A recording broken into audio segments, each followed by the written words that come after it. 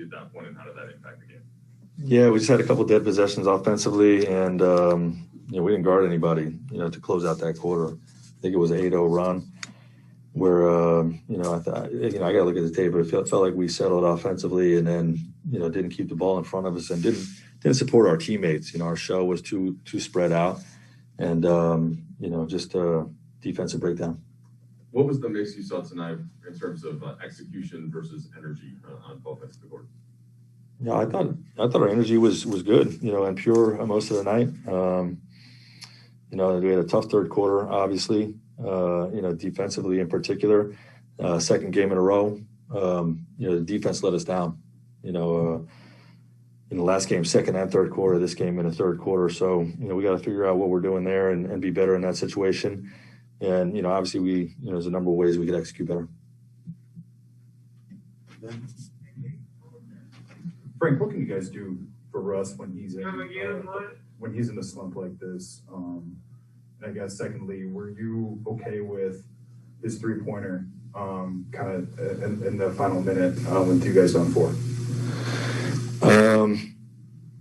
Yeah, I got to look at the tape to see about that final situation. We're working with Russ. He's receiving our coaching and just trying to put him in positions to succeed. And he's just in a slump right now. Finishing at the basket and shooting from the perimeter, and we just got to stay with it and help him through it.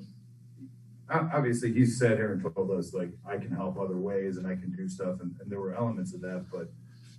And he is.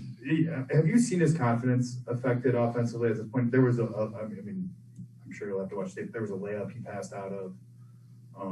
It seemed, the crowd was on him. Yeah, I don't think he's lacking in confidence. I thought that play, he sensed traffic, and we're telling all of our guys, when there's traffic, we're playing with space, find a shooter. So that's probably what he was looking at in that moment. I got to look at the tape. Frank, Austin has had back-to-back career high scoring nights. What have you seen from him offensively? And obviously, last game kind of came in the fourth quarter of a blowout. This game came more into the action of just gameplay. What would you see from him? He's playing great. Simplest way to put it. Very confident. Very confident in his shooting. When he puts the ball on the deck, he's got a great computer of reading help and seeing what's there. And he's a hell of a passer too. So, very impressed and pleased with how he's playing. Any other questions? Anybody on Zoom? Nope. I'll go. That stretch at the end of the second quarter.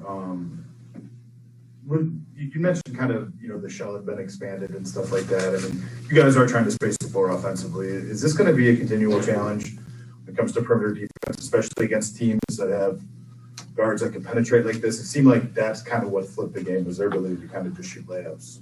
Yeah, again, I got to look at the tape, but, I just feel like we weren't strong enough in our help positions. You know what I mean? I felt like we were leaving teammates on an island. And, against a quick attacking team like this, you have to show a presence. They got to see 5 defenders. And I thought there were too many situations where we didn't do that tonight. A couple on Zoom. We'll go to Kyle. Hey, Frank. You guys gave up points at the end of quarters. I mean, I think it was 4 straight in the first quarter, 8 straight in the second quarter, and 5 straight at the end of the third. What, in your opinion, kind of went into how you guys didn't finish quarters tonight and kind of let Sacramento have momentum going in those breaks? Yeah, I mean, we've sort of answered that twice already about, containment and not being strong enough in our gaps.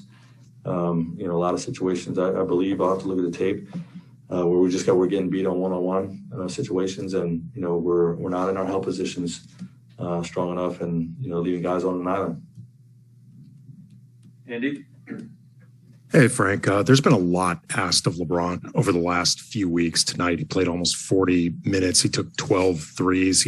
Watching the game on television, it looked like fatigue could be an issue. Did you sense that at all? And if so, what do you do about that, like, for the foreseeable future?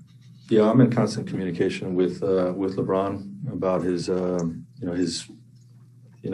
usage and minutes and all those types of things. And, he repeatedly on a game-in-game basis says he feels great, in particular with the style of play that we're playing, how the pen is open, and the game is being made easy. So it's easy for him to play play the minutes that he's playing. It did seem like he was had stretches where he either looked fatigued or just I think sometimes you can misperceive the energy as we're getting kicked by the other team. Right. You know what I mean? Sometimes that's the body language more than fatigue. So he's been shooting the crap out of the ball and had a tough shooting night from deep, but he's been reporting that he feels really good. Thanks. Good.